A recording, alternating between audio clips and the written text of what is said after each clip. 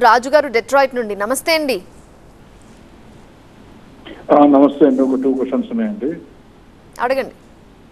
ఇప్పుడు ముఖ్యంగా భారతీయ జనతా పార్టీ ఒక 10 years నుంచి రూలింగ్ లో ఉంది కదా.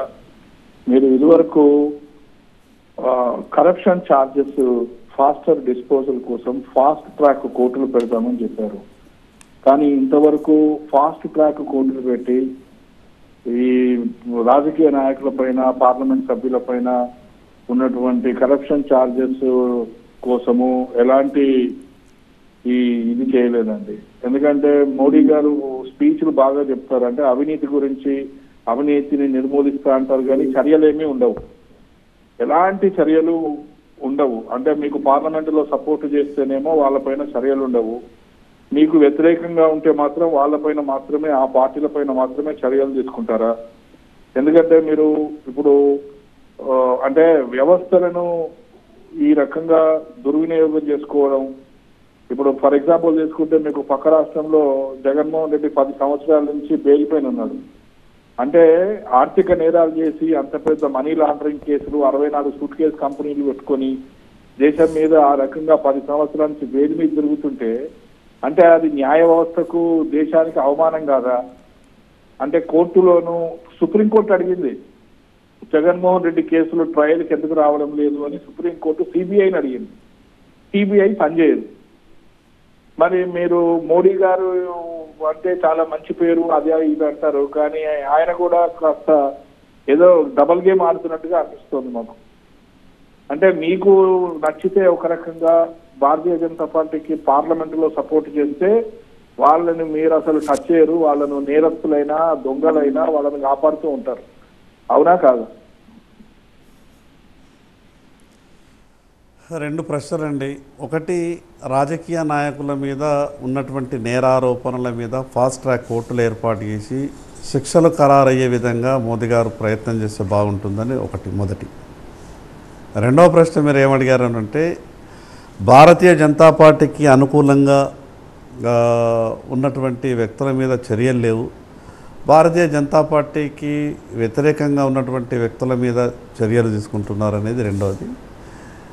జగన్మోహన్ రెడ్డి గారి నేరాల గురించి, ఆర్థిక నేరాల గురించి. ఇప్పుడు జగన్మోహన్ రెడ్డి ఆర్థిక నేరాలు అనేది కోర్టులో ఉన్నటువంటి మ్యాటర్. కోర్టులో ఉన్నటువంటి అంశాల మీద మనం ప్రత్యేకంగా ప్రస్తావించడం భావ్యం కాదు. మోడీ గారి విషయంలో ఈ దేశ ఆర్థిక వ్యవస్థ 15వ స్థానంలో ఉన్నటువంటి దేశ ఆర్థిక వ్యవస్థని ఇప్పటికీ 5వ స్థానంలో తీసుకొచ్చి ఆయన చర్యల వల్ల ఈ భారతదేశం ఆర్థికంగా ఏ రకంగా బలపడ్డది, ప్రపంచంలోనే ప్రజాస్వామ్యంలో పెద్ద దేశమైనటువంటి భారతదేశం కరోనా తాకిడి తర్వాత, కరోనా ఇబ్బంది తర్వాత కూడా దేశం ఆర్థికంగా నిలదొక్కుకోగలిగింది.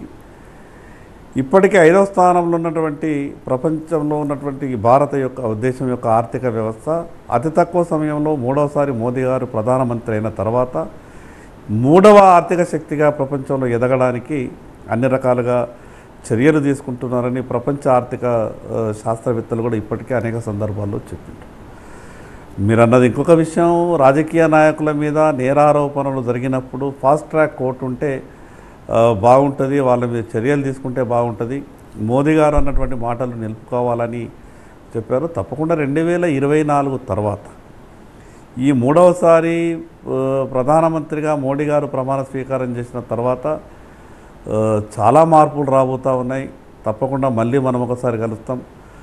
మోదీ గారి చర్యల వల్ల, మోదీ గారి పనితీరు వల్ల ఎన్ఆర్ఐగా మీరు కూడా ఆయన చేస్తున్నటువంటి చర్యల వల్ల ఏ రకంగా ఈ దేశం అభివృద్ధి చెందుతుందో మీరు కూడా ఇప్పటికే గమనించి ఉంటారు. సరే, రాజకీయాలలో కొన్ని ఇబ్బందులు, మిగతా కొన్ని విషయాలు, కోర్టులు, మన దేశంలో ఎంత గొప్పగా ప్రజాస్వామ్యం ఉన్నదో మీకు తెలుసు. ఇంత గొప్ప ప్రజాస్వామ్యంలో మాటల ద్వారా అనగానే ఒక పని ఇమీడియట్గా కావాలంటే కొంత ఇబ్బంది అవుతుంది. కానీ మోదీ గారు సాధ్యం కానటువంటి పనులు, ఈరోజు మీ అందరికీ తెలుసు, ఆర్టికల్ 370 అనే విషయాన్ని అసలు ఈ భారతదేశంలో ఏ రాజకీయ పార్టీ కూడా ఊహించినటువంటి చర్య. ఈ దేశంలోనే ఆ, అంతర్భాగమైనటువంటి కాశ్మీర్ ఈ దేశానికి సంబంధం లేకుండా ఆ రోజు కాంగ్రెస్ పార్టీ చేసినటువంటి వ్యవహారాన్ని నరేంద్ర మోడీ గారు ఏ రకంగా చాకచక్యంగా 370 ఆర్టికల్ అనేది రద్దు చేసి ఈరోజు జమ్మూ కాశ్మీర్లో అంతకుముందు నెలకు కనీసం 4 సార్లు అక్కడ ప్రజలు దాడులకు గురవుతారు ఉగ్రవాదులు. ఈరోజు భారతదేశంలో ఉగ్రవాదులు చొరబడాలంటేనే ఒక భయానక వాతావరణం ఉగ్రవాదులకు కలిగించే విధంగా, అసలు భారతదేశం అంటేనే ఉగ్రవాదులకు భయం కలిగించే విధంగా మోడీ గారు తీసుకున్నటువంటి చర్యలన్నీ కూడా మీకు తెలుసు. తప్పకుండా మీరు అనుకున్నట్టు రాజకీయ నాయకుల మీద నేరారోపణలు ఉంటే అది మిగతా కోట్ల కొంత జాప్యం అవుతున్నమాట వాస్తవం.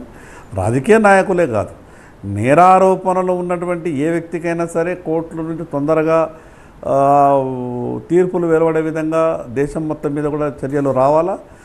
లక్షల కోట్లు కేసులు కోర్టులలో పెండింగ్లో ఉన్నటువంటి కారణంగా తీర్పులు సరైన సమయంలో వస్తలేవు, అది మాట వాస్తవం. కానీ 2024 తర్వాత ఆ వ్యవస్థలో కూడా భారీ మార్పులు రాబోతున్నాయి.